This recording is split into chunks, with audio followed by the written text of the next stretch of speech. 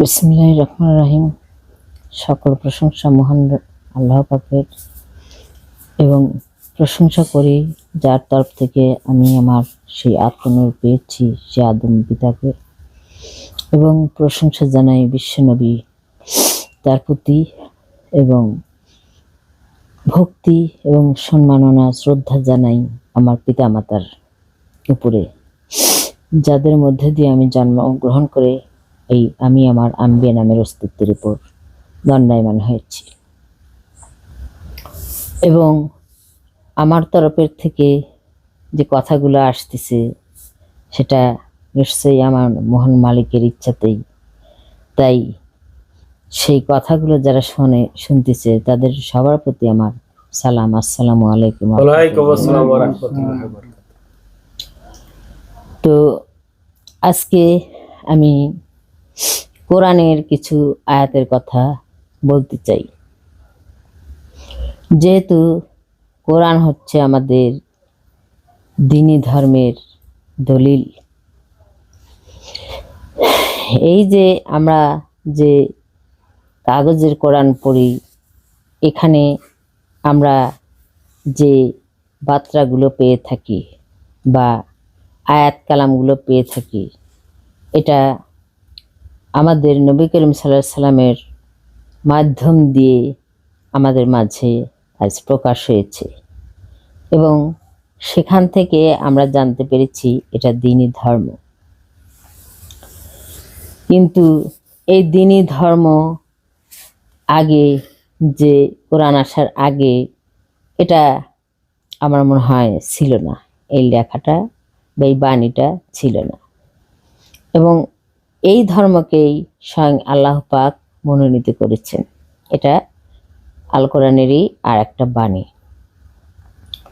এবং আমাদের মুর্শিদদের তরফ থেকে আমরা জানতে পেরেছি যে এই দ্বীনি ধর্ম আসলে কি, সেটা কেমন এবং কোন ধারার, কেন একে দ্বীনি ধর্ম বলা হয়েছে। তো কোরআনে যদি আমরা যে আয়াতগুলো দেখি, সেখানে সেই দ্বীনি ধর্মের যে মূল ধারণকারী, মূল সেই দ্বীনের মালিকানা হিসেবে যাকে দেখানো হয়েছে, সেখানে আমরা যদি সেই আদম শফিউল্লাহর যে আয়াতগুলো, সেই আয়াতগুলো যদি লক্ষ্য করি, তাহলে আমরা দেখতে পাবো যে সেখানে সেই হেদায়েতের যে কথাগুলো বলা হয়েছে, অর্থাৎ এই পরবর্তী আদমের পরবর্তী যারা বংশধর, তারা তো সেই আদমের মতো জ্ঞানী নয়, কারণ আদমকে স্বয়ং আল্লাহ পাক নিজে জ্ঞান দান করেছেন। তাই এদেরকে, এই আদমের পরবর্তী যারা বংশধর, তাদেরকে সেই সত্তায় সত্যবান করার জন্য আল্লাহ পাক তার স্বীয় সত্তা আদমের মধ্যে ফুৎকারে দান করে, সে আদমের মধ্য দিয়ে আমাদেরকে সেই সত্তায় সত্যবান করার জন্য তিনি তাকে সেই হেদায়েতের মূল হিসেবে প্রতিষ্ঠিত করেছেন। তাই তার নাম হয়েছে আদম শফিউল্লাহ। তো এখানে আমরা অনাদিকাল পরে এসে সেই আদম নূরের তরফ থেকে যখন আমরা হেদায়েত গ্রহণ করেছি এবং তার বক্তব্য বা তার বাণীর মধ্যে যখন আমরা শুনতে পারলাম, তখন এই কোরআনের মূল রহস্যগুলো আমরা ধীরে ধীরে বুঝতে শিখলাম। কিন্তু এই যে নবী করিম সাল্লাল্লাহু আলাইহি সাল্লাম এই কোরআনটা যখন থেকে প্রকাশ করেছে, এই বার্তাগুলো, আল্লাহর বাণীগুলো, কিন্তু এই বাণীগুলো যে দ্বীনি ধর্ম কেন হয়েছে, কিসের জন্য হয়েছে, কে হিদায়াত দান করবে, এই বিষয়টা তেমন না, একেবারেই কারো জানাশোনার মধ্যে ছিল না, যেটা আমরা আমাদের আদম পিতা বা আদম নূরের মাধ্যম দিয়ে আমরা এখন সেই জ্ঞানে জ্ঞানী হয়েছি। এখান থেকে আমরা বুঝতে পেরেছি যে দ্বীনি ধর্ম কেন, এবং তাকেই আমাদের কেন আল্লাহ পাকের সেই মূল ধর্ম অর্থাৎ মনোনীত ধর্ম কেন বলা হলো। অর্থাৎ দিন যেটা, উজ্জ্বল আভা যেটা সমস্ত কিছু প্রকাশ করে, যে আলো বা যে নূর, সেই আলো বা যে জ্যোতির্ময় যে দীপ্ত, সেই জ্যোতির্ময় দীপ্ত যাহা সমস্ত অন্ধকারকে প্রকাশ করে, সেই দীপ্ত অনুযায়ী এই ধর্মকে বলা হয় দ্বীনি ধর্ম। অর্থাৎ যে ধর্মের মধ্যে সমস্ত কিছু প্রকাশ হয়। তো আমরা একটু খেয়াল করলে দেখব যে এই পৃথিবীতে সকল সৃষ্টিরা আছে, সকল সৃষ্টিরাই দেখা যাবে যে তারা সবাই অবুজের মধ্যে, যেটাকে রাত বলা হয়, যাদের মধ্যে এই মানুষের মতো বোধ শক্তি বা জ্ঞান শক্তি, বিবেক শক্তি, ইচ্ছা শক্তি, কল্পনা শক্তি, এগুলো চেতনা শক্তি সবার উপরে, যেটা দ্বীনি নূরের তরফ থেকে আসে চেতনা শক্তি, এটা তেমন একটা তাদের মধ্যে নেই। তাহলে এটার এই যেগুলো আমি বললাম, এগুলো একমাত্র মানুষের মধ্যে প্রকাশ। তাই এই মানুষের যে ধর্ম, সেটা এই দ্বীনি ধর্ম কেন মনোনীত হলো এবং কেন সেই দ্বীনি ধর্মের উপরে মানুষকে প্রতিষ্ঠিত করতে হবে, নিজেকে হতে হবে, এটা আমরা আদম বাবার তরফ থেকে জেনেছি যে সমস্ত সৃষ্টিরা যদি অন্ধকারের সামিল হয়ে থাকে, তাদের যে আত্মশক্তি, সেটা ছিল অন্ধকারের সেই আত্মশক্তি, এবং তাদের যে তরফ থেকে তাদের যে জাতের মূল সত্তা, তারা সবাই নবী, এবং তাদের জাতের নবীদের জাতের তরফ থেকে যে সমস্ত সৃষ্টি আনা হয়েছে, তারা সেই দ্বীনি সত্তায় সত্যবান না। তাহলে আমরা মানব যারা, আমরা হচ্ছি সেই দ্বীনি সত্তায় সত্যবান। অর্থাৎ আল্লাহ পাক নিজে বলেছেন যে আমি সমস্ত মানুষের অন্তরে আছি, অর্থাৎ কল্ব মোকামে আছি। তাহলে তিনি যদি বলে থাকেন যে আমি তোমাদের কলবে মোকামেই থাকি, তাহলে কল্ব মোকামে কে থাকে? কল্ব মোকামে তাহলে আমরা যদি দেখি, তাহলে একদিক থেকে আমরা বুঝি যে আল্লাহর নূর, অন্য দিক থেকে আমরা মনে করি যে আদম নূরের তরফ থেকে যে নূরটা আসছে, বা আল্লাহর তরফ থেকে যেটা আদম পেয়েছে, সেটা আমার আদম নূরের তরফ থেকে আমরা যেটা পেয়েছি, সেটাই আমাদের অন্তর্মূলে থাকে, সেই রব। সেটাই হচ্ছে প্রকাশ, নূর, যেটা জ্যোতির্ময়, যেটা প্রকাশ করে দেয় সমস্ত অন্ধকারকে, তাই তাকে দিন বলা হয়েছে। সেই নূরকে বা সেই জ্যোতিকে দিন বলা হয়েছে, যেটা অন্ধকারকে আর থাকতে দেয় না, প্রকাশ করে, যার চেতনা শক্তিতে সমস্ত মানুষ, সমস্ত কিছু ইচ্ছা শক্তি, কল্পনার শক্তি, সমস্ত বোধ, সমস্ত কি বলে ওটাকে, বিবেক, এই সব কিছু বুঝতে সাহায্য করে যে শক্তি, সেই শক্তি একমাত্র আমাদের সেই দ্বীনি শক্তি। তাই সেই দ্বীনি শক্তি যদি আমাদের মধ্যে, মানুষের মধ্যে না ধারণ করতে পারি, তাহলে সেই চেতনা শক্তি আমরা যদি সেই আদম নূরের সেই শক্তি বা রবকে যদি আমরা সেই আমাদের মধ্যে ধারণ না করতে পারি, তাহলে আমরা কোনোদিনও সেই আদম সুরাতে বা এই মানব সুরাতে থাকতে পারবো না। তাই এই মানব সুরতকে ধরে রাখার জন্য আমাদের যে নূরের প্রয়োজন বা যে জ্যোতির প্রয়োজন, সেটাই হচ্ছে এই দ্বীনি নূর। তাই আল্লাহ পাক সেই দ্বীনি নূরকে, যেহেতু মানুষকে সর্বশ্রেষ্ঠ বলেছেন, তাই সেই মানুষের মধ্যে যে নূরকে দিয়ে প্রতিষ্ঠিত বান করেছেন, তিনি এই মানুষ সুরতে সুরতবান করেছেন। তাই তিনি সেই কথা অনুযায়ী, তার কথা অনুযায়ী শ্রেষ্ঠ মানুষের শ্রেষ্ঠ নূর, তাই তিনি সেই নূর হিসেবে এই ধর্মকে তিনি দ্বীনি নূর হিসেবে প্রতিষ্ঠিত করলেন এবং মনোনীত বলে প্রতিষ্ঠিত করলেন, প্রকাশ করলেন। তাহলে এটা আমরা আদম বাবার তরফ থেকে এটা কিন্তু আমরা প্রকাশ জেনেছি। এতদিন কিন্তু এই জানাটার মধ্যে ছিল না, শুধু এটাই বলা হতো যে দ্বীনি ধর্ম, দ্বীনি ধর্ম, কিন্তু সেটা কি তেমন ভাবে আমরা বুঝতাম না।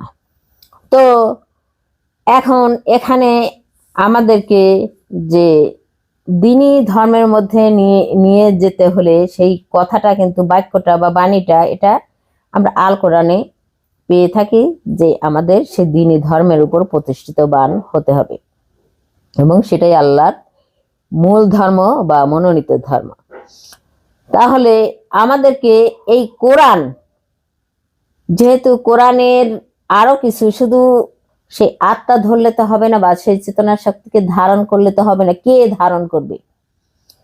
কে ধারণ করবে, সেই সমস্ত কিছু যারা মিলে মিশে সংযুক্ত হয়ে একটা অস্তিত্বে দণ্ডায়মান হলো, সেই অস্তিত্বের মধ্যে সেই দিনে নূরকে ধারণ করতে হবে। সেই অস্তিত্বকে ধারণ করানোর জন্য সমস্ত আল্লাহ পাকের যে বাণী নবী করিম সাল্লাল্লাহু আলাইহি ওয়াসাল্লামের মাধ্যম দিয়ে এসেছে, সেটাই হলো আমাদের এই আল কোরআন।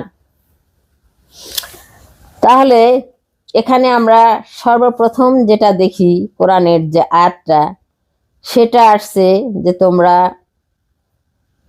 এই কোরআন হচ্ছে মুত্তাকিনের জন্য এবং হেদায়েত প্রাপ্ত মুত্তাকিনের জন্য। তাহলে হেদায়েতটা আমরা কার কাছ থেকে নিব, অর্থাৎ হেদায়েতটা যে নিব সেটা আল্লাহর হেদায়েত। তাহলে আল্লাহ তো আর এসে এখানে দেবেন না, তাহলে সেটা যদি আল্লাহ পাক আদম নূরের উপর সেই দায়িত্বটা দিয়ে থাকেন, তাহলে আমাদেরকে সেই দায়িত্বটা সেখান থেকেই নিতে হবে। যেহেতু আদম নূরের মধ্যেই, অর্থাৎ আদমের মধ্যেই সেই দ্বীনি নূর প্রতিষ্ঠিত, তাহলে সেখান থেকেই আমাদের হেদায়েতটা নিতে হবে।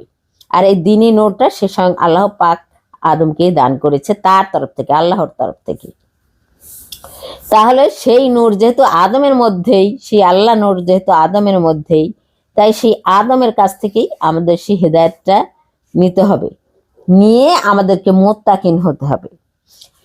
এই মুত্তাকিন কিন্তু এটা আগে হতে হবে, যেহেতু এখানে একটা বক্তব্য ওই কোরআনের বাণীতে প্রথমেই বলা হয়েছে যে তোমরা এই কোরআন যেটা, এটা ওই হুদাল্লিল মুত্তাকিন অর্থাৎ হিদায়াতে মুত্তাকিনদের জন্য রাখা হয়েছে, অন্যদের জন্য না। তাহলে আমরা সেই দ্বীনি নূরটা যখন বাবার তরফ থেকে পেলাম, সেটা নিয়ে আমাদেরকে আমাদের মুর্শিদ বাবা কোথায় ঢুকাই দিলেন? কোরআনের গর্ভে।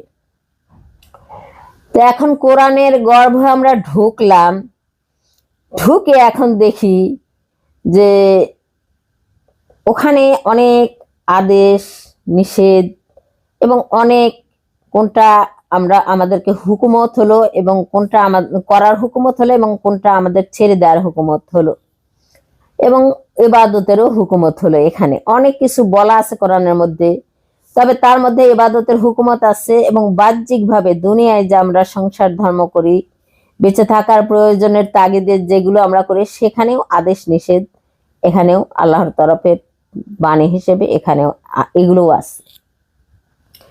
তাহলে আমরা যে দুনিয়ার বাহ্যিক হিসেবে যেগুলো মানি, সেগুলো আমাদের সৎকর্মের মধ্যে রাখতে হবে এটা, এবং ইবাদতের মাধ্যমে যেগুলো আনি সেগুলো, যেমন আমাদেরকে ফার্স্টে বলা হয়েছে যে আমরা শিয় রবের ইবাদত করি, তারপরে সালাত কায়েম করি, রুকু সিজদা করি, জাকাত প্রদান করি, কোরবানি করি, তারপরে হজ, এই যে নানান ভাবে নানান হুকুমত, অনেক হুকুমত এখানে বিশালভাবে ব্যক্ত করা আছে।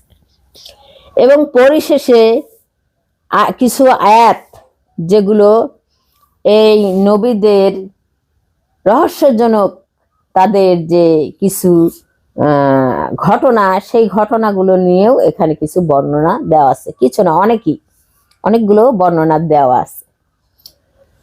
তাহলে আল্লাহ পাক বলেছেন, যাহা কিছু আমি করি তাহা কিন্তু খেলার ছলে করি নেই, সমস্ত কিছু মানুষের প্রয়োজনে। তাহলে এখানে কোরআনে যাহা কিছু আছে, যেটা আমাদের এই দ্বীনি ধর্মকে প্রতিষ্ঠিত করার জন্য যে দলিলটা আমাদের মধ্যে তিনি প্রেরণ করলেন, বার্তাটা নিয়ে আসলেন, বাণী প্রেরণ করলেন, সেটা কিন্তু আমাদের অপ্রয়োজনীয় কোনোটাই না।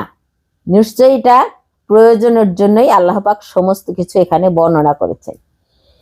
কিন্তু সেই দ্বীনি ধর্মের শামিল বা পূর্ণতা লাভের জন্য, অর্থাৎ সেই মুসলমান হওয়ার জন্য যে আমাদের পূর্ণতার দরকার, অর্থাৎ সেই দলিলের আইন অনুযায়ী যে আমাদের কর্ম রাখতে হবে, করতে হবে যে ইবাদত, এবং ফেলে দিতে হবে যে কর্মকাণ্ডগুলো, সেই জিনিসগুলো কি আমাদের বোঝার মধ্যে আছে? সেই জ্ঞানগুলো কয়জনের আছে? কয়জনের আছে এটা বোঝার মধ্যে? এখানে একটা আয়াত আল্লাহ পাক নাজিল করেছেন, সেটা হলো যে এই কোরআনের জ্ঞান একমাত্র আল্লাহ পাকের, এবং তিনি যাকে দান করেছেন এই তার অন্তরের মধ্যে এই জ্ঞান, তিনি একমাত্র কোরআনকে বুঝতে পারবেন, অন্য কেউ না। তাহলে এখানে আপনারা এই আয়াতটাকে ভালো করে লক্ষ্য করে দেখেন যে এই আয়াতটাতে বলা হয়েছে যে এই কোরআনটা বুঝবে কে? একমাত্র আল্লাহ পাক, এবং তিনি যাকে বোঝার মতো জ্ঞান তার অন্তরে ধারণ করাবেন তিনি বুঝতে পারবেন। তাহলে কিন্তু কোরআনটা পড়তে গেলে আগে জ্ঞানটা সেই আল্লাহ পাকের সাথে বা সেই রবের সাথে আগে তাকে সম্পর্ক করতে হবে। কারণ এটা যেহেতু আমরা জানি যে এটা আল্লাহ পাকের বাণী, আল্লাহ নিজেই বলছেন যে আমি যার অন্তরে আমার সেই জ্ঞান দান করব সেই বুঝতে পারবে। তাহলে আগে বুঝতে গেলে, কোরআনকে বুঝতে গেলে আগে আমাদেরকে সেই আল্লাহ পাকের সাথে সম্পর্ক করতে হবে, নইলে আল্লাহ পাক আমাদের অন্তরে সেই জ্ঞান দানও করবেন না, আমরা কোরআনকে বুঝতে পারবো না। যেমন নবী করিম সাল্লাল্লাহু আলাইহি সাল্লাম আগে তার জীবনে ধ্যান সাধনা মুশাহেদা যাহাই কিছু করেন, তার জীবনকে সৎ চরিত্রের মধ্যে ধারণ করান, এবং এক কথায় তিনি সেই আল্লাহর প্রেমে পাগল পারা ছিলেন। তবেই তো তার প্রতি সেই কোরআন বা সেই বাণী নাজিল হলো যে তুমি এটাকে এখন বোঝো। সেই বুঝের জ্ঞান আগে তিনি আল্লাহর সাথে সম্পর্ক করলেন, মেরাজে গেলেন, তার সাথে মিলন হলো, তার সাথে সম্পর্ক হলো, বন্ধুত্ব হলো, তার সাথে সেই প্রিয় আত্মায় আত্মবান হলো, তারপরে তো নাকি তার সাথে সে আত্মার একটা বন্ধন, যেটাকে বলা হয় আমরা যেমন মায়ার বন্ধন থাকে, আত্মার একটা সম্পর্ক থাকে একে অপরের সাথে, সেখানে আমাদের যদি কোনো দৈহিক বন্ধনে না থাকে কিন্তু আত্মার বন্ধনে কিন্তু আমরা একে অপরের প্রতি আকৃষ্ট বা নিজেকে সেই তার প্রতি সেই কর্তব্য দায়িত্ব পালন করতে বাধ্য হয়ে যাই। তো ঠিক তেমনি যারা সেই আত্মার সাথে আল্লাহর আত্মার সম্পর্কের মিলন করে, অর্থাৎ তার স্বীয় রবের সাথে তাদের সেই মিলন ঘটে, তারাই তো আল্লাহর সেই বাণী বোঝার জ্ঞান পায় আল্লাহর তরফ থেকে, নাকি কারা পায়? তারাই তো পায়। তাহলে এই যে আল্লাহ পাকের যে নূর আদম নূরের মধ্যে এসলো এবং তার তরফ থেকে আমরা পেলাম, এবং সেই আদম নূরের তরফ থেকে আমরা এখন এসে সেটা বুঝতে পারলাম যে এই জ্ঞানটা আগে বুঝতে হলে আমাকে আগে আমার রবের সন্নিকটে যেতে হবে, নাকি? আমি যদি রবের সন্নিকটেই না যাই, রবকেই না বুঝি, না জানি, না চিনতে পারি, তার সাথে যদি আমার সেই বন্ধুত্বের সম্পর্ক না হয়, তাহলে কি করে আমরা সে তার বাণী বুঝতে পারবো? কি করে বুঝতে পারবো? কখনোই না। যেটা যেমন অন্যের, যেমন নবী করিম সাল্লাল্লাহু আলাইহি সাল্লামের মাধ্যম দিয়ে এই বাণীটা আসছে কোরআন হয়ে, কিন্তু সেখানে যেমন এই যে তোমরা সালাত কায়েম করো, এখানে কিন্তু আর কোনো ব্যাখ্যা নেই। তোমরা হজ চন্দ্রের 10 দিনে করো, সামনের দরজা দিয়ে ঢুকো, পিছনের দরজা দিয়ে নয়। এই যে দরজা দুইটার, এটা আর কোনো ব্যাখ্যা নেই। তোমরা চার পাখি পুষো, এর কোনো আর ব্যাখ্যা নেই। তোমরা স্বীয় রবের ইবাদত করো, এর বাদ বাকি কিন্তু আর ব্যাখ্যা নেই। এটা হুকুমত হিসেবে আসছে, এবং নবীদের যে সব রহস্যমূলক অলৌকিক ঘটনা সেগুলো এখানে দেখানো হয়েছে, কিন্তু তার কোনো ফয়সালা এখানে আসে নাই যেটা মানুষ বুঝতে পারবে। তাহলে এই রবের বাণী যেহেতু হয়ে থাকে, তাহলে আমি যদি আমার রবের সাথে সম্পর্ক গড়ে থাকি, তাহলে রব কিন্তু আমাকে, আমি যদি তাকে জিজ্ঞেস করি যে বন্ধু কি, হে খোদা, হে পরম করুণাময় আল্লাহ, হে দয়াময় মালিক, তুমি তো এটা বলছো, আমাকে হুকুমত দিচ্ছ এই করণগুলো করতে, কিন্তু আমি কিভাবে করবো এটা তো আমি বুঝিই না। তাহলে তিনি আমার অন্তরে সেই জ্ঞান দিবেন কিনা? দিবেন কিনা? যেটা আমরা দেখি কোরআনের একটা আয়াতে আছে যে আমি মুমিনের কথা শুনি এবং জবাব দেই। তাহলে আমাদেরকে আগে মুমিন হতে হবে। সেটা কেমন? আমাদের সেই মুমিনের পর্যায়ে যেটা আমাদের, এটা কিন্তু আমাদের কোরআন পড়ে না, কোরআন না পড়লে আমরা বুঝতে পারি যে কোনটা ভালো আর কোনটা মন্দ। এটা কিন্তু আমাদের রব গুণে বা আল্লাহর সেই দেওয়ার যে একটা চেতনা শক্তি, তার গুণে আমরা বুঝতে পারি যে আমাদের কোনটা আমাদের মধ্যে রাখলে আমাদের সেই সুন্দর একটা মানবিকতা থাকবে আমাদের, আর না রাখলে আমরা সেই নষ্ট মানুষ বা কালো মানুষ হিসেবে বর্ণিত হব। এটা গায়ের কালো বলতেছি না, এটা মনের কালোকে আমি বলতেছি। তাহলে সেই জিনিসটা যদি আমরা ধারণ করি, এবং এটা তো আমরা বুঝতে পারি যে আমাদের সেই রব, যিনি যার তরফ থেকে আমরা সৃজনে এসেছি, এটা কিন্তু আমরা অনেক আগে থেকে শুনতেছি এবং আমাদের মুর্শিদ পাক থেকেও জেনেছি। এবং মুর্শিদ পাক আমাদের আরো চোখ খুলে দিয়েছেন যে আমাদের রবকে ধারণ করতেই হবে, নইলে আমাদের কোনো মুক্তির কোনো দিশা নেই বা আলোর সেই পথ আমাদের নেই, অন্ধকারে আমাদের পচে এবং ডুবে মরতে হবে। তাহলে আমাদেরকে আগে সেই সঙ্গ দিতে হবে রবের, রবকে আগে আমাদের সেই ডেকে ডেকে আনতে হবে। আর আমরা তো বাদ বাকি মুর্শিদের তরফ থেকে জেনেছি যে আমাদের কি করলে সেই রবের সঙ্গ আমরা পাবো, এটা তো আমরা মুর্শিদের তরফ থেকে জানতে পেরেছি, আমাদের গুরুর তরফ থেকে। তাহলে আমরা সেটাকে আগে ধারণ করব, সেই রবকে আমাদের নিজেদের মধ্যে আগে প্রতিষ্ঠিত করব। প্রতিষ্ঠিত করলে আমরা তখন মুমিন হব, যাকে বলা হয় একজন রবওয়ালা ব্যক্তি, বা যাদের যে মুমিনদের সাথে রবের সম্পর্ক হয়। সেই সম্পর্ক যখন আমাদের হয়ে যাবে রবের সাথে, তখন রব যখন আমরা তখন কোরআন পড়ব এবং আয়াত অনুযায়ী রবকে যখন জিজ্ঞাসা করবো যে এটা কি মালিক, তুমি আমাকে বুঝাও, তখন ধীরে ধীরে ধীরে ধীরে তিনি আমাদের দর্শনের মাধ্যমে, ইলহামের মাধ্যমে তখন বুঝাবে। তখন তো আমরা এটা এই এই জিনিসগুলো, কোরআনের যে হুকুমত গুলো পূরণ করে দিতে পারবো। এটাই তো, নাকি আমাদের ক্ষমতা আছে এই রবের সঙ্গ ছাড়া, তার জ্ঞান ছাড়া আমরা এগুলো বুঝি? কখনোই না। এই জন্য ওই আয়াতটা আসছে যে এই জ্ঞান একমাত্র আমার মধ্যে সীমাবদ্ধ, এবং আমি যাকে দান করি যার অন্তরে, সেই পায়। তাহলে আমার অন্তরে রবের তরফ থেকে যদি আমি নিতে চাই, তাহলে সর্বপ্রথম আমাকে রবের সঙ্গে আমাকে বন্ধুত্ব গড়তে হবে, তার সাথে আমাকে সম্পর্ক গড়তে হবে, এবং সেই রব যেটা পছন্দ করে, যেটা করতে বলে, তার প্রেমে আমাকে বেকুল হতে হবে, আকুল হতে হবে, দিয়ানা হতে হবে, তবেই তো তিনি আমার সঙ্গে সঙ্গ দিবেন, নাকি? তো এই সঙ্গ পেতে, রবের সঙ্গ যত পেতে আমাদেরকে যেটা করতে হবে, আমাদের মুর্শিদ বলেই গেছেন যে তোমরা সদা সর্বদা যাহা কিছু করবে তোমাদের সে রবকে তোমাদের সে অন্তরের দিকে খেয়াল রেখে বলতে থাকো, এবং সমস্ত ইচ্ছা তার উপর প্রতিষ্ঠিত করো। তোমার ইচ্ছাকে তুমি বাতিল করো, তার ইচ্ছাই সবকিছু, তার উপর তোমরা ভরসা রাখো। এটাই তো এগুলো আমাদের সেই রবের পাওয়ার জন্য যে প্রাথমিক শিক্ষা, এটা কিন্তু আমাদের মুর্শিদ বলে দিয়েছেন। যেহেতু তিনি এই রবকে ধরেছেন, তাই কিভাবে ধরতে হবে তিনি আমাদের চেয়ে অনেক বেশি বেটার জানেন। তাই সেখান থেকে আমরা যাহা কিছু জানতে পেরেছি, অনেকে মনে করে যে এগুলো খুব সহজ, কিন্তু আসলে মুর্শিদের যে এই যে রবকে ধরে ধরে কথা বলা বা চলা, পথ চলা, এটা কিন্তু অনেক বড় একটা কঠিন কাজ, অনেক কঠিন কাজ।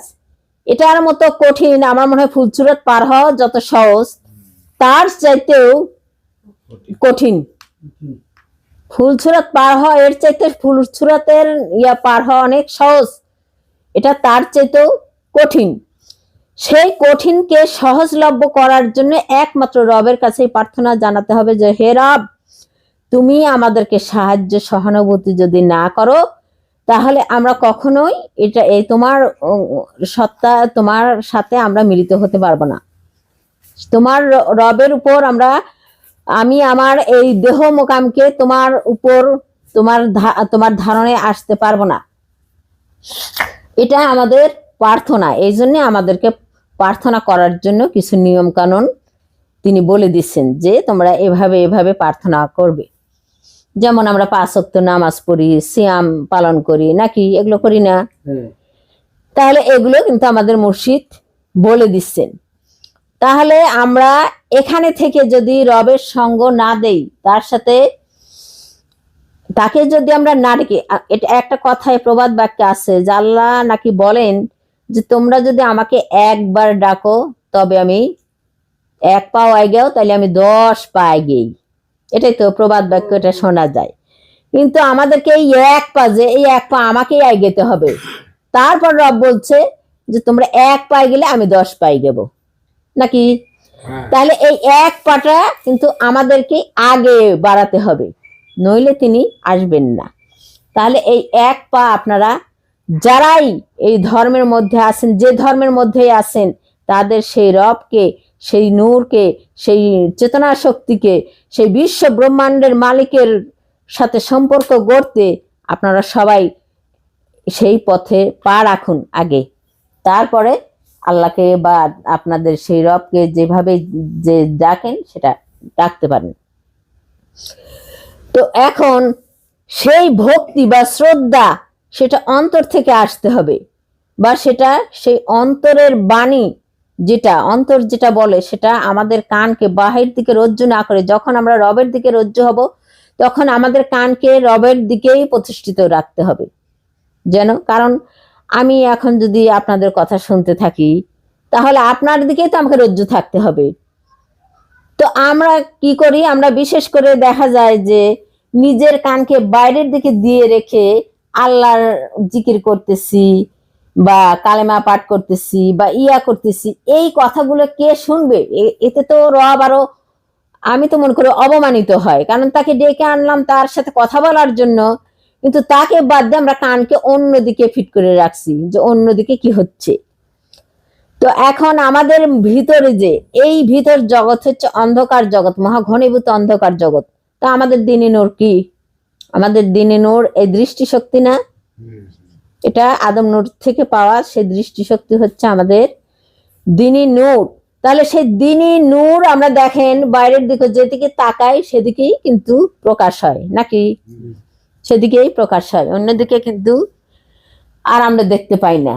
তো তেমনি আমরা যদি সেই দিনী নূরকে ফোকাস না করি সেই আমার রবের দিকে, অর্থাৎ আমাদের দৃষ্টি শক্তিকে, আমাদের সেই খেয়াল শক্তিকে সেদিকে ফোকাস না করি, মনোযোগ সেদিকে না দেই, তাহলে কি কোনোদিন আমরা সেই বিশ্ব যে রব বসে যান আমার অন্তরে, সেই রবের যে দিন সেই উদয় হবে?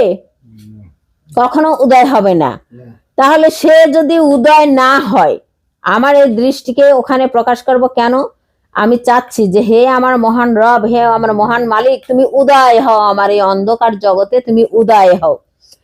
তাহলে আমরা যদি এখন দেখি দুনিয়াতে, তাহলে দেখবেন যে দুনিয়াতে সূর্য না উঠলে আমাদের দৃষ্টি শক্তি যেমন কাজ করে না, তেমনি আবার শুধু দৃষ্টি, ওই সূর্য উঠলে আমাদের যদি দৃষ্টি শক্তি না থাকে তাহলেও কিন্তু কাজ করে না। অর্থাৎ দুটাকেই আমাদের দরকার। তেমনি আমাদের মধ্যে যাহা কিছু ঘটতেছে এই জিনিসটাকে আমরা বুঝতে চাইলে, দেখতে চাইলে আমাদের সেই চেতনা শক্তি এবং আমাদের যে দৃষ্টি শক্তি বা খেয়াল শক্তি, মনোযোগ শক্তি, এটাকে সংযুক্ত করতে হবে। এই সংযুক্ত যদি আমাদের না থাকে তাহলে কোনো দিনও আমরা সেই রবের আওয়াজ, রবের কথা, রবের বুঝ, রবের বাণী কোনো দিনও আমরা শুনতে পাবো না বা বুঝতে পারবো না, বা আমাদের মধ্যে সে কোরআনের আইন কানুন বা সে কোরআন হচ্ছে এক কথায় ধরতে গেলে গর্ব, যেহেতু সেটা অন্ধকার জগৎ, যেহেতু ওটাকে আমরা প্রকাশ দেখলেও কিন্তু আসলে আমরা কিন্তু বুঝি না। তাহলে বোঝার জন্য যেহেতু আল্লাহর জ্ঞান লাগবে, তাহলে আল্লাহর সেই চেতনা শক্তি বা সেই নূর শক্তি আমাদের মধ্যে প্রকাশ হতে হবে। সেই প্রকাশকে করতে গেলে আমাদের এই দৃষ্টি শক্তি এবং আল্লাহর সেই, অর্থাৎ রবের, আমার সেই শিও রব যা আছে আমার মধ্যে, সেই শিও রবকে আমাদেরকে ডেকে ডেকে উদয় করতে হবে। যখন সে উদয় হবে তখন আমার মধ্যে প্রকাশ হবে, এবং আমি যেখানে দৃষ্টি ফেলবো সেখানেই আমার জন্য সেটা জানা হয়ে যাবে। হবে কিনা? যেমন সূর্য উঠলে একটা সুইও যদি হারায় যায় তাহলে আমি আমার দৃষ্টি শক্তি দিয়ে দেখতে পারবো, আর যদি সূর্য না ওঠে তাহলে কি আমরা পারবো দেখতে? তাহলে তেমনি আমাদের মধ্যে সেই রব যদি প্রকাশ হয়, সূর্য নূর যদি প্রকাশ হয়, তাহলে আমাদের এই দৃষ্টি সেই প্রকাশের মধ্যে আবার প্রকাশ করতে হবে। করলে পরে তাহলে আমরা এই আল্লাহ পাকের যে বাণী, যে বাণী হোক, এই কোরআনের বাণী নয়, যে বাণী হোক, আমাদের কাছে সকল কিছু প্রকাশ হয়ে যাবে। যেমন মুর্শিদের তরফ থেকে আমরা শুনেছি, আমাদের এই মারফত বলো, আর এই যে কোরআন ফানা বলো, যে ফানাই বলো, যেটাই বলো, আবার ওই কোরআনের নিয়ম অনুযায়ী যে নবীদের সে রহস্যমূলক আলোচনা বলো, বা কোরআনের যে আমাদের ইবাদত গুলো বলো, যেগুলোই বলো, সেগুলো সবকিছু আমাদের কাছে সেই দিনমণি যখন উদয় হবে, তখন আমাদের যে স্বীয় দিনমণি, সেই দিনমণি আর এই দিনমণিকে সংযোগ করলে আমরা ইনশাল্লাহ সমস্ত জ্ঞানের জ্ঞানী হয়ে যাব।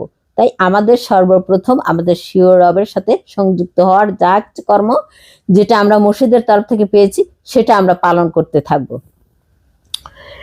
তো এখন যেমন আমি একটা আয়াত এখানে বলতে চাই, যে এই আয়াতটা অনেক বছর যাবতে কোরআন এসেছে এবং সেখানে এই আয়াতটা ছিল, কিন্তু আমার মনে হয় যে এই আয়াতটার যে মূল বর্ণনা, সেটা প্রকাশ, যেটা সত্য, সেটা এখনো হয়নি।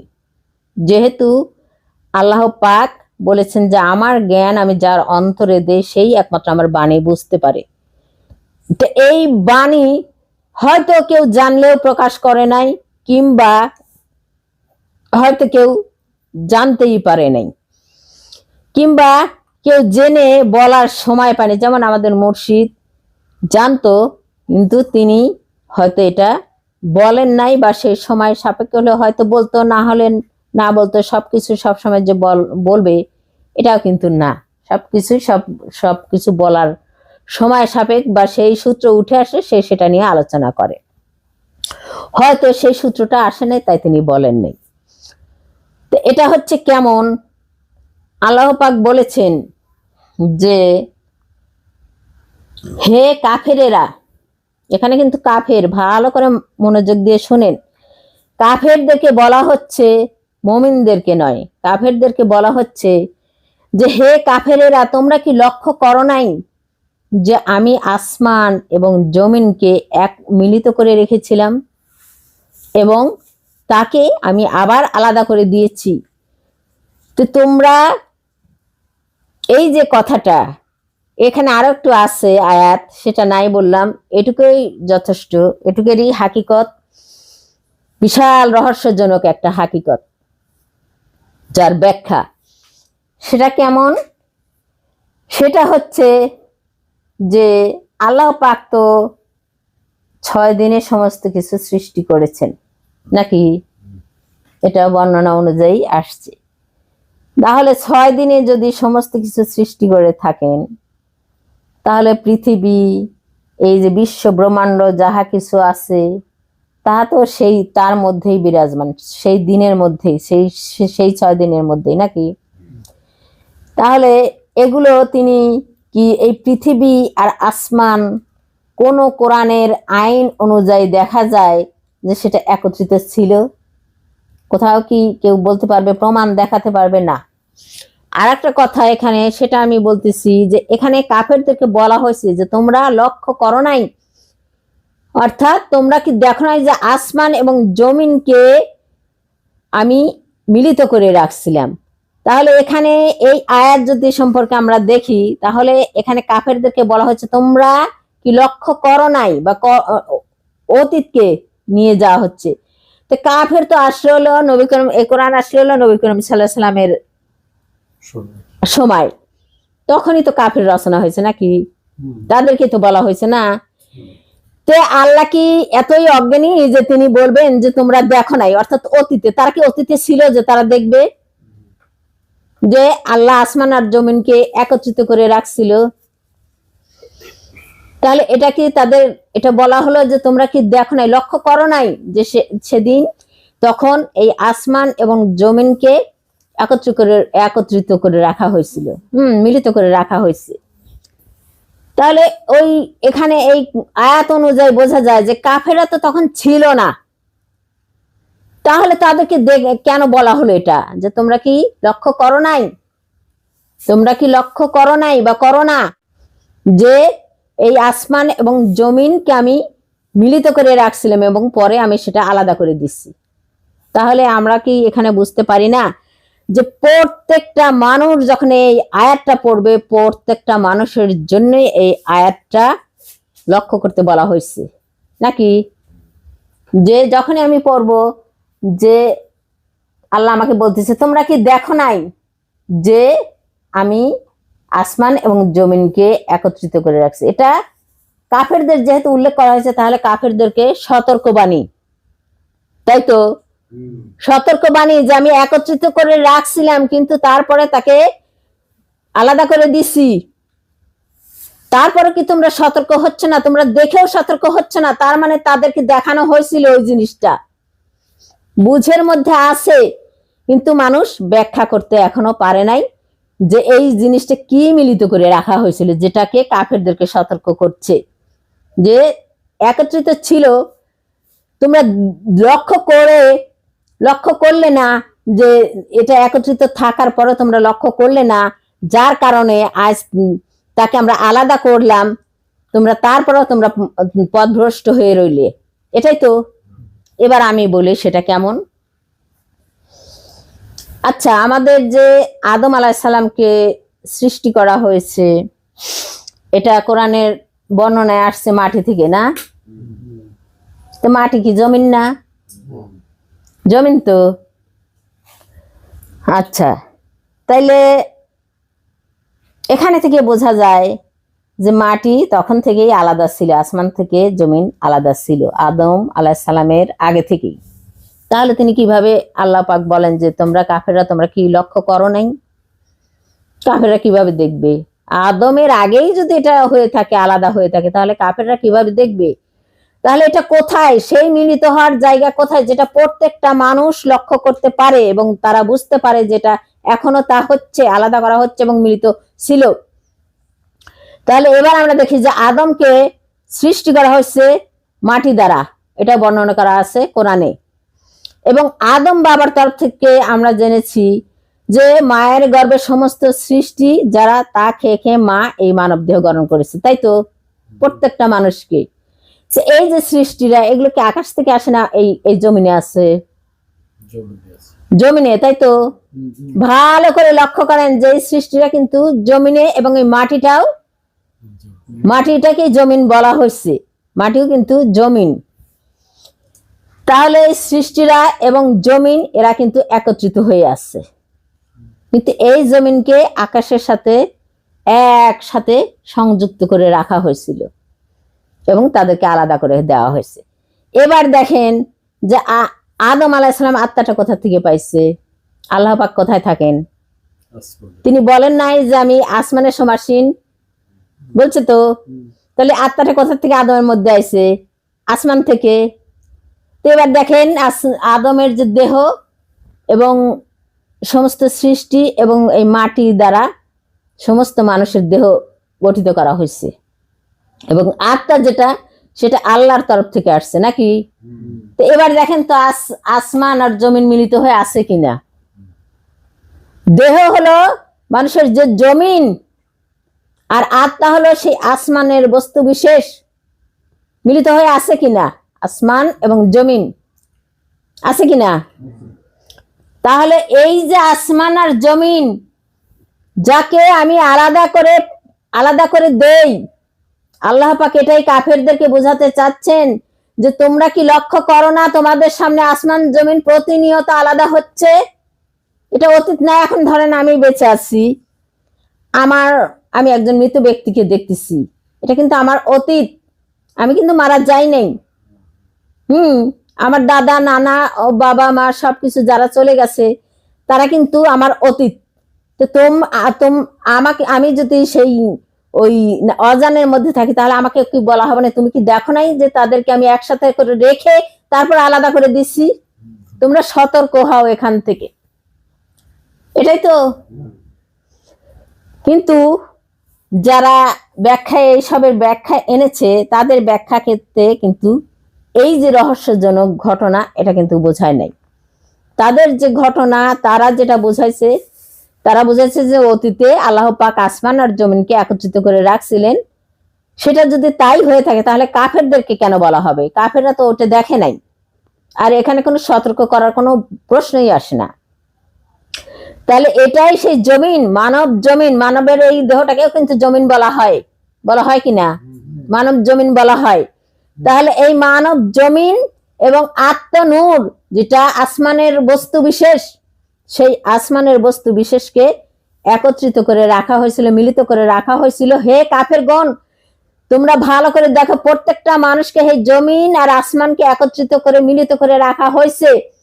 তাদেরকে আমি আবার আলাদা করতেছি, অর্থাৎ আত্মাকে নিয়ে যাচ্ছি মৃত্যু দিয়ে। আত্মাকে নিয়ে যাচ্ছে না, আত্মাকে নিয়ে যাচ্ছি, আত্মাকে আলাদা করে ফেলছি এবং জমিনকে আলাদা, এই দেহটাকে জমিনের মধ্যেই আবার রেখে দিচ্ছি। নাকি দেহটা নিয়ে যায় আসমানে, আর আত্মাটা কোথায় যায়? আসমানে চলে যায় না? আসমানে চলে যায়। তাহলে আবার আমি সেই আসমান আর জমিনকে আলাদা করে ফেললাম। তো তোমরা কি দেখো না যে প্রত্যেকটা মানুষ প্রতিদিন সেই মিলিত থেকে আবার আলাদা হয়ে যাচ্ছে? তোমরা সতর্ক হও, তোমরা তোমাদের রবের দিকে ফিরে আসো। এটাই কি বোঝানোর চেষ্টা করে নাই আল্লাহ? তার এটাই যদি বোঝানোর চেষ্টা করে থাকে, তো এর ব্যাখ্যা আজ পর্যন্ত কেন এলো না? তাহলে কয়জনের মধ্যে সেই স্বীয় রবের জ্ঞান আছে, যেটা আল্লাহ পাক বলেছেন যে এই কোরআনের বাণী জ্ঞান একমাত্র আমার মধ্যে, এবং এই বাণী আমি যার অন্তরে দান করি তার সেই এই কোরআনকে বুঝতে পারবে। তাহলে এই আয়াতের এই আয়াতটা কি কোরআনের বাইরে ছিল না ভিতরেই ছিল? ভিতরেই তো ছিল। তাহলে তোমরা কেন বুঝতে পারলে না? কেন বুঝতে পারলে না যে আয়াতটা আমাদেরকে কি কারণে বলা হয়েছে? কেন কাফেরদেরকে এটা বলা হলো, মুমিনদেরকে না? কারণ মুমিনরা তো যখনই মুমিন হয়ে গেছে তখন তারা আর আলাদা হবে না, তাই তাদেরকে সতর্ক, তাদের জন্য এটা সতর্ক বার্তা না, এটা একমাত্র কাফেরদের জন্য সতর্ক বার্তা। তো এই যে কথাগুলো, এই যে আয়াতগুলো, এই যে আয়াতের কালামগুলো, এখন এটা যদি আমরা সেই স্বীয় রবের সাথে মিলিত না হই, তাহলে কি করে আমরা এই আয়াতগুলোকে বুঝবো এবং কি করে তাহা প্রতিফলিত করব জীবনে? কি করে আমরা সেই ইবাদতগুলো করব? কি করে আমরা সেই নবীদের সেই রহস্যজনক ঘটনাগুলো আমরা আমাদের জীবনে না বুঝে না ইয়া করলে আমরা কি করে সেই পরপারের সেই গর্বে থেকে সমস্ত কিছু সংগ্রহ করে নিয়ে, যেটা আমরা কোরআনকে যদি না বুঝি তাহলে গর্বে থেকে আমরা সেটা নিব কি করে, সংগ্রহ করব কি করে? যেহেতু আমাদের এই দেহ যেটা, এটা মায়ের গর্ভে হয়ে গেছে, এটা আল্লাহর তরফ থেকে, এখানে কিছু করতে হয় নাই। কিন্তু যেহেতু আমাদেরকে এখানে ইবাদতের বা পরীক্ষার মাধ্যমে ফেলানো হয়েছে, তাহলে এখানে আমারটা আমাকে সংগ্রহ করতে হবে নাকি? আমারটা আমাকেই সংগ্রহ করতে হবে। তাহলে কোথা থেকে করব? কোরআন যেহেতু গর্ব, তাহলে আত্মা তো আমি পেয়ে গেলাম যেদিন হিদায়াত নিয়েছি সেদিন, নাকি? সেটাও আমি আল্লাহর দয়াতে, আত্মাটা কিন্তু আমার কোনো কিছু করতে হয় নাই, এমনি হয়ে গেছে। কিন্তু মায়ের গর্ভে, অর্থাৎ কোরআনের যে গর্ভে আমাদেরকে পাঠানো হলো, এখানে কি কোনো ইয়ার আছে, কোনো সুপারিশে আছে যে তুমি এটা সুপারিশ করলে তুমি পেয়ে যাবা? ওখানে কোনো সুপারিশ হয় না। কিন্তু বাবার আত্মা নিতে কিন্তু মায়ের সুপারিশে চলে, চলে না? মা যদি ইচ্ছা করে তো বাবাকে তার রূপে মোহিত করে তিনি কিন্তু সেই আত্মাটা ধারণ করতে পারেন, এখানে সুপারিশ চলে। কিন্তু মায়ের গর্ভের মধ্যে কার সুপারিশ চলে? কোন সুপারিশ চলে না। ওখানে যে মায়ের তরফ থেকে মা, বাবার তরফ থেকে যে মা আত্মাটা নিল, তারই সুপারিশই চলে কিন্তু ওখানে, তাই তো? ওখানে কিন্তু সেই স্বীয় রবের সুপারিশ চলে, ওখানে কিন্তু আর কোনো সুপারিশ চলে না। তাহলে তোমরা সে আদম নূরের তরফ থেকে যে স্বীয় রব পেয়েছো, সে তাকে তোমরা সেই উদয় করো মনের মধ্যে। অন্ধকার জগৎ হলো মন, সেই মনের মধ্যে যদি তাকে উদয় করতে না পারো, তাহলে তোমরা কোনোদিনও সেই গর্বের কোথায় কি আছে সেই ফয়সালা করতে পারবে না, সেই জ্ঞান ধারণ করতে পারবে না, সেই কোনো কিছু ইবাদতের মধ্যে তোমরা সেই সত্য সঠিক করতে পারবা না। আর যখনই সত্য সঠিক করতে না পারবা, ততদিন তোমাদের ওই মায়ের গর্ভে তোমাদের যতগুলো করতে পারবা না কর্মের মধ্যে প্রতিষ্ঠিত, ততগুলোই তোমাদের নাই হয়ে যাবে, নাকি? নাই হয়ে যাবে। তাহলে তোমরা ভেবেচিন্তে দেখো যে তোমরা কোন ধর্মে মাত্র, কোন ইয়াতে মাতাল হয়ে আছো, বেহুশ হয়ে আছো, কোন ইয়াতে বেহুশ হয়ে আছো। তো এখন কিছু কথা বলি, এটা না বললেও না, যেহেতু তাদের জ্ঞান ফিরতেছে না, বারবার আমরা বলার পরেও আমাদের এখানে রাগও না গোসাও না কিছুই না, এটা তাদের বোঝানোর জন্য আমাদের বলতে হচ্ছে। দেখলাম মুক্তার একটা ভিডিও, সে সেখানে বলতেছে তারা বেবুঝ অবুঝ, তাদেরকে আমাদের এভাবে বলা উচিত হয় নাই। আচ্ছা, শিশু তারা একজন ক্লাসে যদি ভর্তি করা হয়, স্কুলে যদি ভর্তি করা হয়, সে কি শিশু থাকে নাকি একটু বড় হলে তাকে ভর্তি করা হয়? যখন সে পড়ার মতো যোগ্য হয় তখনই, তাই তো? তাহলে যখন ওরা কি একেবারে এতই শিশু যে তারা অন্যায় অপকর্ম কিছুই বোঝে না? তাহলে এতই যদি শিশু থাকে তাহলে হিদায়াতটা নিল কিভাবে, বুঝলো কিভাবে যে আমাকে পরপারে মুক্তি পেতে হবে? শিশু কি এটা বোঝে যে আমার মুক্তি? বোঝে না। যেমন মুসা নবী নবী হওয়ার পরেও সে কিন্তু আগুনে হাত দিছিল নাকি? হাত দিয়ে তার জিভা পোড়াই ফেলছিল না, আগুন নিয়ে মুখে দিছিল, ওটা হলে শিশু। কিন্তু পরবর্তীতে কিন্তু আর মুসা নবী ভুল করছে? আর কিন্তু ভুল করে নাই।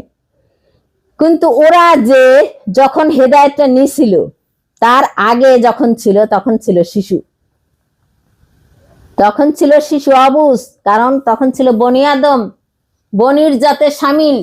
কিন্তু যখন ওদেরকে রবের সেই স্বীয় রবের সাথে সংযুক্ত করে দেয়া হলো আদম নূরের তরফ থেকে, তাহলে ওরা আর শিশু থাকে? ওরা তো ক্লাসে ভর্তি হয়ে গেছে, 6 বছর বয়স নাকি? 6 বছর বয়স হলেই তো ক্লাসে ভর্তি করে। তো এখন এখানে যদি সেই বুঝটা তাদের বারবার বোঝানো হচ্ছে, তারপরেও যদি তারা খেয়াল করে না দেখে, তারা কয়েকটা ভিডিও দেওয়ার পর আমরাও কয়েকটা ভিডিও দিচ্ছি, তাকে বোঝানোর চেষ্টা করছি, ফেরানোর চেষ্টা করতেছি, তারপরে তারা মুর্শিদের ভিডিওগুলো অহরহ দেখতেছে নাকি দেখতেছে না? সেখানে বারবার মুর্শিদ বলতেছে তোমরা আদম জাতের শামিল, আদম নূরের সন্তান, তারপরও সে বারবার ওই একই কথা বলতেছে। সমস্ত হেদায়েতিরা একদিকে আর সে একলাই একদিকে, এটাই হয়েছে নাকি? তো সমস্ত হেদায়েতি কি তাকে বোঝানোর চেষ্টা করতেছে না? সে কি এতই শিশু যে কিছুই বোঝে না? আর যেহেতু এটা ধর্মের ব্যাপার নাকি,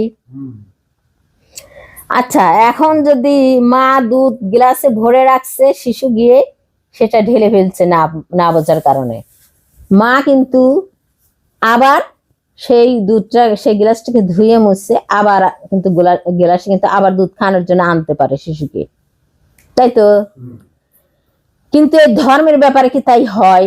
কোনোদিন যদি কেউ মিথ্যা বলে জবানকে হারায়, সেখানে কি আর মা তাকে করুণা বা দয়া না, আল্লাহ তাকে করুণা দয়া করে তার সে জবানটা ফিরে দেয়? এখানে কি কোনো দয়ার ব্যবস্থা আছে? নেই তো, না? এখানে কি ওই শিশুপানা ভাব চলবে? এখানে কি এই শিশুপানা ভাব চলবে? স্কুলে তুমি যখনই ভর্তি হয়েছে তখনই তোমাকে বোঝানো হয়েছে যে এটা করলে তুমি এখানে চলে যাচ্ছ, এটা করলে তুমি এখানে প্রতিষ্ঠিত হচ্ছ নাকি? বোঝানো হয়েছে নাকি? তাহলে যখনই বোঝানো হয়ে গেছে তখনই সে যদি না বোঝে, অন্যায় অপকর্ম করে, যেটা মার কাছে করলে পারে এই দুনিয়া ভিত্তিক যে শিশুরা যদি করে, তাহলে সেখানে সেটা শুধরানোর ব্যাপার আছে। কিন্তু পরকালে কি শুধরানোর কোনো জায়গা আছে? এবং নিজে ভুল করতেছে, আর 10 জনকে নিয়ে যে ভুল করবে সেই ব্যবস্থা করছে ইউটিউবে ছেড়ে নাকি? এটা করে নাই? তাহলে সে নিজে তার সমস্ত কিছু হারাচ্ছে এবং আরেকজনকে হারানোর ব্যবস্থা করতেছে, এটা সে বেবুঝে করতেছে।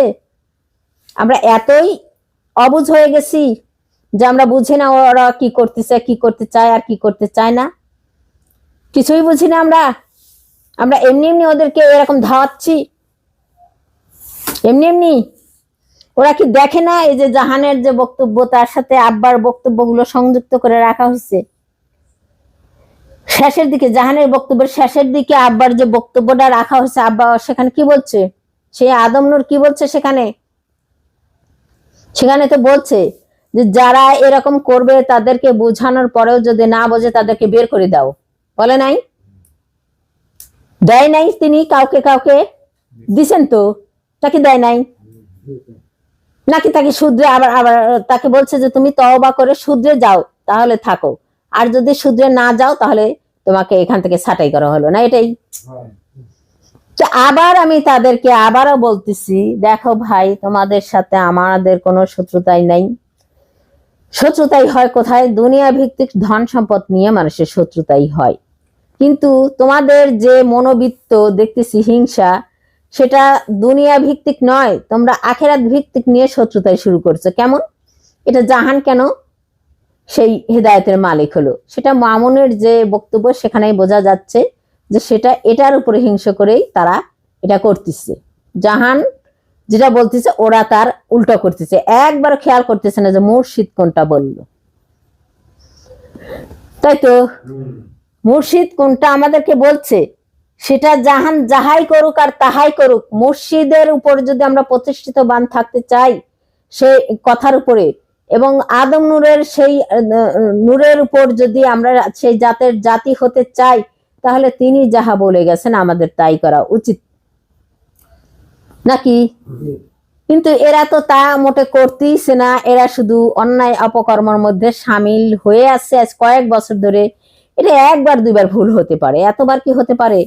তারপরেও শেষের দিকে আমি প্রত্যেকটা বক্তব্যের শেষের দিক বলতেছি যে ভাই, তোমাদের সাথে আমাদের কোনো শত্রুতাই নাই। আমি বড় বোন হিসেবে তোমাদের কাছে অনুরোধ করি, বড় হয়েও কিন্তু আমি অনুরোধ করতেছি বারবার যে তোমরা এসো।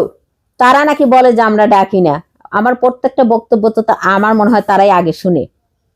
তাহলে সেই বক্তব্যের মধ্যে কিন্তু আমি বলতেছি যে তোমরা আসো, এসে যদি জাহানের কাছে তওবা পড়তে তোমাদের এতই লজ্জা বোধ হয়, তাহলে তোমরা সেই আমাদের যে মুর্শিদ যেখানে শুয়ে আছেন সেখানে গিয়ে সেই তওবাটা তোমরা পড়ে সমস্ত শুক্রবার দিন আসো, যাতে সমস্ত মানুষ যখন নামাজ আদায় করে জুমার নামাজ, তখন তোমরা সেখানে সবাই মিলে দাঁড়ায় ওখানে তওবা পড়ে ভাই ভাই যদি একসাথে মিলিত হয়ে যায়, কেউ ঠেকাতে পারে?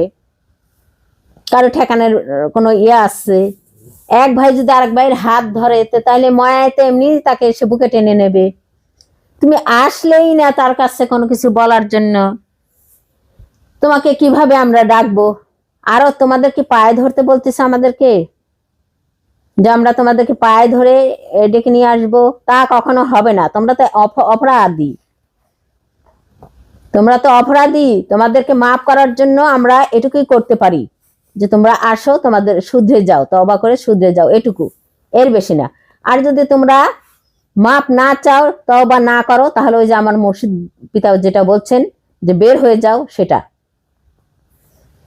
হবে তোমাদের জন্য, সেটা সামনে ভবিষ্যৎ দাঁড়ায় আছে, সেটাই হবে। আর আরেকটা কথা, সেটা আমার এক ভাই আমাকে বলছে আমরা নাকি আমার বাবার কথা শুনি না, তাকে মানি না, বা মুর্শিদ পিতাকেও অমান্য করি, মুর্শিদ হিসেবে তাকে অমান্য করছি এবং পিতা হিসেবেও তাকে অমান্য করছি। আমি গ্যারান্টি সহকারে বলতে পারি যে আমার জীবনে আমি কোনোদিন আমার বাবা যেটা বলছে বা আমার মা যেটা বলছে তার ব্যতি রেখে কোনো কাজ করছে। আমার ভাইদেরকেও আমি দেখিনি, শুধু মাঝে মধ্যে পাখিকে একটু দেখছি, যেটা আমি কখনো অস্বীকার করব না। কিন্তু ওদের যে চারিত্রিক গঠন সেটা কেউ বলতে পারবে না। মানুষের টাকা মেরে খায় বা চুরি করে বা এটা ওটা, এগুলো কেউ বলতে পারবে না। কিন্তু এটা সে আমাকে হঠাৎ করে বলে ফেললো, যেটা আমি ওই জায়গার বিষয়ে বললাম তাদের ভালোর জন্য, তারা যেটা চায় সেটা করার জন্য আমি যখন বললাম, সে এটা হঠাৎ করে আমাকে বলে ফেললো। কেন বললো আমি জানি না। তো এখন আমি আর একটা কথা বলতে চাই, এটা আমার মালিকের তরফ থেকে আমি বলবো, অহংকার নয়। আচ্ছা, আমার বাবার যদি আমরা কথা না শুনি, তাহলে আমি ওই দিক থেকে আল্লাহর কাছে অপরাধী কিনা? অপরাধী, তাই না? আর সেই অপরাধী কখনো আদম নূরের সেই শিওরবের সঙ্গে সঙ্গী হতে পারে না, তার সাথে কখনো সম্পর্ক হতে পারে না। আচ্ছা, এটা একদিক থেকে। আর একদিক থেকে আমি যদি আদম নূরের সেই অমান্য করতাম, তাহলে আমি আমার মালিকের তরফ থেকে বলতেছি যে এই যে আমি যে জ্ঞানের কথাগুলো বলি, এগুলো আমার রব থেকেই বলি না অন্য কোথা থেকে বলি? কেউ বলতে পারবে যে আমি রব থেকে বলি না? যদি নাই বলে থাকি তাহলে তোমরা বলো দুই একটা, তোমরা বলো। তুমি যে আমাকে বললে যে আমি আদম নূরের অবাধ্য সন্তান, তাহলে তুমি আমার সামনে এসে দাঁড়াও, দেখি তোমার রব দিয়ে কয়টা কথা বলতে পারো আর আমি আমার রব দিয়ে কয়টা কথা বলতে পারি। আমি যদি আদম নূরকে অসম্মান করব বা অমান্য করে থাকি, তাহলে আমার রব কখনই আমাকে এই সব গুরু রহস্যের জ্ঞান দান করতেন না। ঠিক না বেঠিক? করতেন। আর একটা কথা, তিনি হয়তো আমার সমস্ত ভাই বোনকে বলেন, এই মূল উদ্দেশ্য তিনি জাহান এবং আমাকে উদ্দেশ্য করে বলছেন। আর একটা কথা, জাহান যদি তার বাবার অবাধ্য থাকতো কিংবা আদম নূরের অবাধ্য থাকতো, তাহলে তার উপর কি এত বড় দায়িত্ব দিত তিনি? দিত কখনো? তাহলে তো তুমি যত এত, সে বলছে যে আমি মানি, আমরা মানি, তুমি যদি এত মানো তাহলে তো দায়িত্বটা তোমার উপরেই পড়া উচিত ছিল, মুর্শিদের তোমার উপরে দেওয়া উচিত ছিল। মুর্শিদ কি এতই ইয়া হয়ে গেছে, বুঝে না সে যে কে আমার ধর্মের মধ্যে সামিল আছে আর কে নাই? আমি বলতে চাই না যে তুমি নাই, এটা আমি তোমার মতো আমি বলতে চাই না। সে গুণ বিচারে সব চারিদিক ভাইবে চিন্তে জাহানকে দিছে। যদি সে বুঝতো যে জাহান মদ খায়, ডাল খায়, অমক করে তমক করে, অন্যায় অপকর্মের মধ্যে আছে, আমার কথা শোনে না, পিতা হিসাবেও শোনে না, মুর্শিদ হিসাবেও শোনে না, তাহলে কি এই দায়িত্ব জাহানের উপর আসতো? এটা জাহানের কথা। আর আমি আমাকে নিয়ে আমি বলি, যেটা আমি যত দর্শন দেখেছি, যত কর্ম করেছি, যত জ্ঞান পেয়েছি, সেই মুর্শিদ পিতার তরফ থেকে, সেই আদম নূরের তরফ থেকে তো পেয়েছি। যেটা দর্শনে পাইছি সেটা আমার মধ্যে যে তার নূর আছে সেখান থেকে নাকি, আর যেটা এলহামে পাইছি সেটা তো সেখান থেকে, আর যেটা সরাসরি মুর্শিদের তরফ থেকে পাইছি, আদম নূরের তরফ থেকে, সেটা তো সবাই পাইছে নাকি? সবাই, অধিকাংশ যে যেখানে দাঁড়িয়েছে সে সেখান থেকে কিন্তু পাইছে। সেখানে কিন্তু মুর্শিদ বাবা কখনো কারোর উপর কৃপণতা করেন নাই। কিন্তু যে সেই প্রতিষ্ঠায় প্রতিষ্ঠিত হন নাই, যে সেই দর্শনটা দেখে নাই, তাকে কি তিনি সেই জিনিসটা দিছেন? দেন নাই। তাহলে তোমরা কোন অবাধ্য? তোমরা তার কর্মের মধ্যে কতটুকু সফলতা অর্জন করছো যে এখনো সেখানে পৌঁছাতে পারলে না? এখন না হয় বলবো যারা 10 বছর 5 বছর যারা হেদায়েত গ্রহণ করেছে তারা না হয় পথ চলতেছে, কিন্তু তুমি যে আমাকে বললে এই কথাটা, তুমি তো ছিলে সেই ফার্স্টের দিকের একজন মুরিদ, ফার্স্টের দিকে একজন হেদায়েতি। তোমার কত পরে আমি হেদায়েত গ্রহণ করেছি। আমি যেটা বলতে পারি তুমি কেন সেটা বলতে পারো না? কেন পারো না? তাহলে অবাধ্য আমি ছিলাম না, তুমি ছিলে আদম নূরের।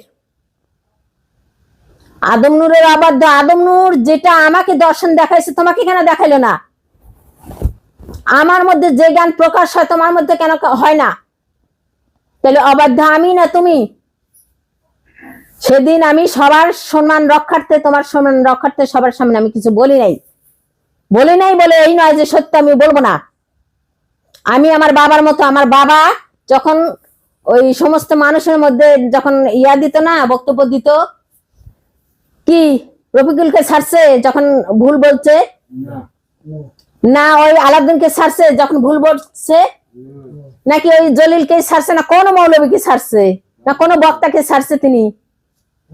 আমি তার সন্তান, আমিও ছেড়ে কথা বলবো না। যে যাহাই বলো হিসাব করে বলো, আমাকেই বলো আর জাহানকেই বলো, হিসাব করে বলো কথা।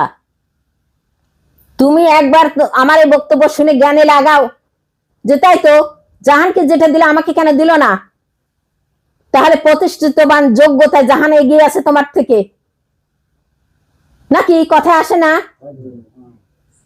যে যে সময় আদমকে সমস্ত দায়িত্বভার দিলেন আল্লাহ পাক, সমস্ত সৃষ্টির শ্রেষ্ঠ করলেন, কি বুঝে আল্লাহ করলেন? তার যোগ্যতা অনুযায়ী নাকি? তাহলে জাহানকেও তাই, তাহলে জাহানকেও তাই। আর আমার মধ্যে যে জ্ঞান প্রকাশ হয়, আমার রবের দয়া, আমার রবের করুণা, আমার রবের মায়া, তাহাই একমাত্র আমার রবের সেই তার আমি প্রিয় একজন মানুষ, তাই তিনি আমাকে এসব দয়া করে মায়া করে দেন, যাহা তোমাকে দেয় না। এটা তুমি আমাকে বলতে বাধ্য করলে। তুমি সবসময় আমাদের বাড়িতে আসতে এবং যখনই কথা হতো সম্মানের সাথে আমরা কথা বলতাম, বড় ভাই হিসেবে সম্মান করে কথা বলতাম। তুমি এসো আমার সাথে বাহাস করতে, দেখবো তোমার রব আর আমার রব দেখবো। আমি আমার আদম নূরের পক্ষ থেকে কথা বলবো, আর তুমি কোন রবের পক্ষ থেকে কথা বলো আমি তোমাকে দেখে নিব। সেটা এটা অহংকার নয়, এটা অহংকার নয়, এটা সত্য প্রকাশ। আমার মুর্শিদ যখন বলছে যে আমি আদম নূর কথা বলছি, সমস্ত নূরের শ্রেষ্ঠ নূর, সেটা কি অহংকার ছিল? সে বলছে যে আমি সর্বজ্ঞানের জ্ঞানী, আল্লাহর জ্ঞানে জ্ঞানী, এটা কি অহংকার ছিল? মোটেই না, এটা সত্য ছিল। সে যদি এটা না বলতো তাহলে তাকে কেউ মানবে? কেউ মানবে না। তুমি আসো, আমি দেখি তুমি কয়টা কোরআন, তুমি তো কোরআনের একেবারে এপিটে ওপিটে একবারে মুখস্থ করে বসে আসছো। আসো, তোমাকে আমি ধরবার, আমাকে তুমি ধরো, দেখি কে সেই মুর্শিদ রবের প্রতি অনুগ্রহ ইয়াতে ছিল আর কে ছিল না, সেটা প্রকাশ হয়ে যাবে। কে ছিল, কে যোগ্যতায় ছিল সেই মুর্শিদের ইয়াতে দাঁড়ানোর। তার মুর্শিদ ছিল হলো আল্লাহর খলিফা, আর মুর্শিদের খলিফা জাহান, সেই যোগ্যতায় কে দাঁড়ানোর যোগ্যতায় ছিল? একবার তোমার সাথে সেই প্রমাণ হয়ে যাক, হয়ে যাক। আমি তোমার নাম ধরে বললাম না, কারণ তুমি একজন আমাদের মধ্যে একজন সম্মানী ব্যক্তি, তাই তোমার নাম ধরে আমি বললাম না, কিন্তু যারা শুনেছে তারা বুঝতে পারবে যে কাকে আমি ইশারা করে বলছি। তোমাকে আবার আমি বলতেছি, আমি বড় বোন হিসেবে সবাইকে তুমি আমি করে কথা বলি, এটা আমার স্বভাব। কিন্তু তাই বলে তোমরা এইটা মনে করো না যে আমরা কোনো কিছুই না। তোমাদের যে ভাষা, তোমাদের যে কথা, কিছু কিছু হিদায়তীদের কথা অনুযায়ী বোঝা যায় যে তোমরা এখানকার নেতা হবা আর আমরা তোমাদের সেবক সেবিকা হব। সেইটাই তোমাদের কম পড়ছে। তোমরা না হলেও বলো কেন যে এখানে শুতে দেয় না, ওখানে ঘুমাতে দেয় না, ওইটা খেতে দেয় না, ওটা করে না, জাহান আমাদের সাথে কথা বলো না, জাহান ডাকলো না। আরে জাহান হলো হুজুর, সে ডাকবে কেন? সে ডাকবে কেন? এই যে আমার আব্বা যে এখানে ইয়া করছে, আদম নূর যেখানে মানুষকে হিদায়ত দেয়, তিনি কি করছে? তিনি কি সবাইকে পায়ে ধরে ডাকে, নাকি কেউ আসলে পরে তাকে আগে বুঝতে দেয় যে তুমি বুঝে আসে এর মধ্যে থাকতে পারবে কি না পারবা? তার কথাবার্তা শুনে দেখে নাই? তিনি বলেন এই আজা বাবা গাজা বাবা, আমরা তার সন্তান, আমরা ওই আজা বাবা গাজা বাবা কওয়া মানুষ, সেটা বলা মানুষ। তোমরা যতই বলো যে এরা বদমেজাজি, কারণ ওই যে বদমেজাজি বলো আর যে মেজাজি বলো, আমার মুর্শিদ যেমন সত্য বলতে ভয় পাইনি, আমরাও তাই। কারণ সেই তার ডিএনএ থেকে আমরা আইছি। ডিএনএ গুণে মানুষের গুণ শক্তি হয়, তার গুণে আমরা গুণী, তার গুণে আমরা গুণী, তাই আমরা কোনো অসৎ কর্মের মধ্যে যাই না। তিনি যান নাই, আমরাও যাই না। তিনি সবসময় সত্য বলছেন, আমরাও সত্য বলি। তিনি কাউকে ছোট করে কোনো কথা বলে নাই, আমরা বলি না। কিন্তু তাই বলে তাকে কিছু কেউ বললে তিনি ছেড়ে দেন নাই। তিনি প্রত্যেকটা মানুষ, এমনকি নবীদেরকেও তিনি যেটা সত্য সেটা বলতে তিনি দ্বিধা করেন নাই। তিনি বুঝতে পারছেন যে এটার মধ্যে অনেক বিপদ, তারপরে কি তিনি বলতে দ্বিধা করছেন? কখনো দ্বিধা করেন নাই। তোমরা কাদেরকে কি বলো?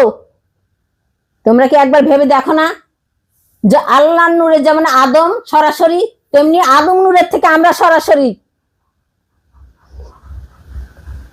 এখন আমাদের 5 ভাই বোনের মধ্যে কে মানতেছে না মানতেছে সে হলো পরবর্তী জীবনে গিয়ে, কিন্তু এখন এখানে আমরা তার নূরে নুরি নাকি? এটা অস্বীকার করবে কেউ? তাহলে আমাদেরকে বলা, একজন পিতার সামনে একটা সন্তানকে গালি দেওয়া বাবা মার সবচেয়ে দুঃখ কষ্ট পায়। তো তোমরা আমাদেরকে ছোট করে কথা বলো, আমার পিতা মাতা কি একবারে, তোমরা কি ভাবো যে তারা একবারে মরে গেছে আর তাদের অস্তিত্ব নাই? তাদের আত্মা যে দুনিয়ার উপর রয়ে গেছে সচল হয়ে প্রত্যেকটা মানুষের মধ্যে। তুমি যখন আমাদের তুলে গালি দাও, তখন তোমার অন্তরে যে বসে রয়েছে সে আদম নূরই ছিল, সে শুনতে পায় না যে তার সন্তানদেরকে তোমরা কিভাবে অবমাননা করতেছো? না পায় না? তাহলে তোমরা আদম নূরকে অবমাননা করো, একবার চিন্তা করে দেখো না তার সন্তানদেরকে, তার অংশকে, তার অংশীদারিত্বকে।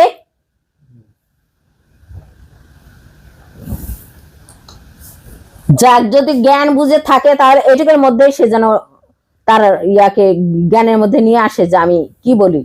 অনেকদিন ধরে দেখতেছি তার কথাবার্তা এবং চাল চলন, সে বলে জাহান আমার কথা শোনে না। কেন জাহান তোর কথা শুনবে কেন? তুমি জাহানের কথা শুনবা? জাহান হলো আদম নূরের প্রতিনিধি। জাহান হলো আদম নূরের প্রতিনিধি। আদম নূর বলে গেছে না যে এই জায়গার সমস্ত মানুষের হক আছে, কিন্তু পরিচালনার দায়িত্ব আমার সন্তানদের। তা কি তোমাদেরকে দিছে? পরিচালনার দায়িত্ব আমার সন্তানদের।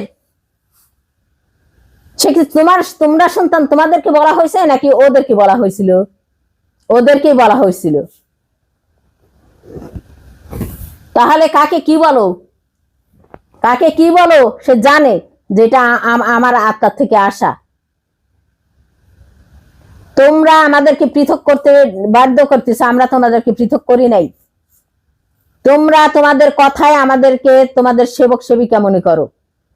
জাহান এটা করলো না, জাহান ডাকে না, জাহান ওটা করে না, জাহান হ্যান করে না, জাহান ত্যান করে না। জাহান তোমার সেবক হয়েছে নাকি? চাকর হয়েছে? জাহান করবে? তুমি বড় হলে বা সম্মানিত হলে জাহানকে তুমি বলতে পারো যে ভাই এটা করাও, দেখেন তো কেমন হয়। এটা বলবে যে দেখেন তো ভাই এটা করলে কেমন হয়। জাহান এবং তুমি পরামর্শ করে সেটা করতে পারো, কিন্তু বলতে পারো না যে আমি বললে শোনে না। তুমি বলার কে? তোমার কথা জাহান শুনবে মানে? এটা বলে গেছে মুর্শিদ, তার জন্য তাকে খলিফা দিয়ে গেছে, খেলাফত দিয়ে গেছে। তোমার কথা শোনার জন্য খেলাফতি দিয়ে গেছে নাকি? নাকি তোমাকে জাহানের কথা শোনার জন্য খেলাফতি দিয়েছে জাহানকে? চিন্তা করে দেখো যে খেলাফতি মানে কি, খেলাফতি অর্থ কি, সেটা আগে তুমি ভাবো, তারপর জাহানের উপর আঙুল তুলতে এসো সবাই। তো আমি আবার বলতেছি যে যাহাই বলেন, যতই বলেন যে আমরা আদম নূরের উপর প্রতিষ্ঠিত বা আদম নূরের পথে আমরা চলি, আদম নূরের অমক করি তমক করি, হ্যান করি ত্যান করি, কিন্তু আদম নূর ওই যে একটা কথা বলছে না, যা আদম নূরের উপর চলে তারা কখনোই আদম নূরকে ছেড়ে ওই অন্য কথা বলবে না। অন্য কথা বলবে না তারা। তারা অত এই সেই নিজের দোষ না ধরে অন্যের দোষ কখনো ধরতে যাবে না। তার সাথে পরামর্শ করতে পারে যে ভাই এটা আপনার দোষ হয়েছে, বা এটা এমন হয়েছে অমন হয়েছে। এটা না করে তোমরা নিজেকে আলাং ফালাং কথা মোটেই আমি পছন্দ করতেছি না এটা। তাই তোমরা এগুলোর থেকে তোমরা সাবধান হয়ে যাও। যেহেতু দায়িত্ব জাহানের উপরে এসে গেছে, তাই জাহান যা করবে তাই, এবং সেটা মুর্শিদের নির্দেশ অনুযায়ী। মুর্শিদের ভিডিও দেখবে, সেই ভিডিওতে এরকম মানুষের কোন রকম মানুষের কোন জায়গায় থাকা উচিত সে সেখানে তাকে প্রতিষ্ঠিত করবে। এটা করবে জাহান, তোমরা না। নাকি এখন যদি দেখি যে হাকিম মামা গরিব মানুষ হয়েছে, তাই কি তার সেই নীতি অনুযায়ী, তার সেই মানা অনুযায়ী, তার সেই আদম নূরের সেই পরিচালনার দায়িত্ব অনুযায়ী সে সবার উপরে, তো তাকে সেখানে দেওয়া হবে না? দেওয়া হবে না। এখানে বড় লোকের কোনো চলবে না। তোমরা কি মনে করছো যে তোমাদের টাকার আশা আমরা তোমাদেরকে হুজুর হুজুর করবো? কখনোই না। আমার রেজ্জেকে আমি, তোমার রেজ্জেকে তুমি। আমার রেজ্জেকে আমি, তোমার রেজ্জেকে তুমি। তোমরা কি মনে করছো পোতাজিয়ার গরিব সব ওগুলো কিছু না? আমরাই সব? কখনোই না। পোতাজিয়ার এগুলো যদি গরিব হয়, যদি তোমাদের চাইতে তাদের চরিত্র গুণ বা আদম নূরের প্রতি তাদের শ্রেষ্ঠত্ব তারা বলিয়ান হতে পারে, তাহলে তারাই তোমাদের উপরে থাকবে। যোগ্যতা অনুযায়ী এই প্রতিষ্ঠানের অনুযায়ী, মানে কমিটি অনুযায়ী তারাই থাকবে। তোমরা টাকা দিলে দিও, না দিলে না দিও, তাতে আমাদের কোনো যায় আসে না। আমাদের মালিক যদি চায় যে তার এই প্রতিষ্ঠানকে তিনি, এই সংগঠনকে তিনি অনেক বিশাল করবেন, তাহলে এমনি হয়ে যাবে। যেমন হয়ে গেছে অন্যগুলো, তেমনি এটাও হবে। এটা তো আল্লাহ পাকের সেই দ্বীন-ই ইসলামের প্রতিষ্ঠান, হবে না? তো এখানে তোমরা মনে করিও না যে আমরা অনেক কিছু জানি, অনেক কিছু বুঝি না। একজন অশিক্ষিত মানুষ, একজন গরিব মানুষ অনেক কিছু করতে পারে। একজন অশিক্ষিত মানুষ, একজন গরিব মানুষ অনেক কিছু করতে পারে। তুমি ভেবো না যে আমি অনেক বড় শিক্ষায় শিক্ষিত হয়ে গেছে আর আমি অনেক কিছু করে ফেলবো, তা নয়। আমরা ওই শিক্ষা দেখবো না।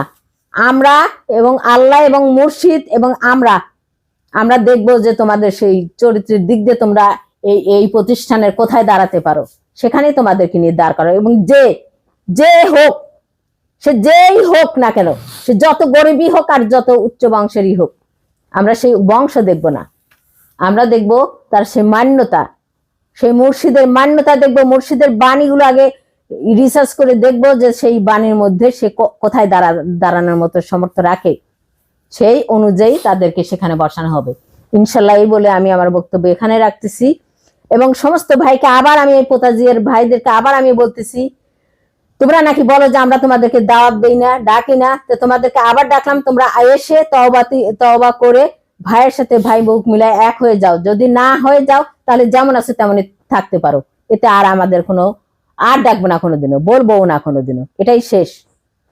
এই বলে আমি আমার বক্তব্য এখানে রাখতেছি। সবার প্রতি আমার সালাম, আসসালামু আলাইকুম ওয়া রাহমাতুল্লাহি ওয়া বারাকাতুহু।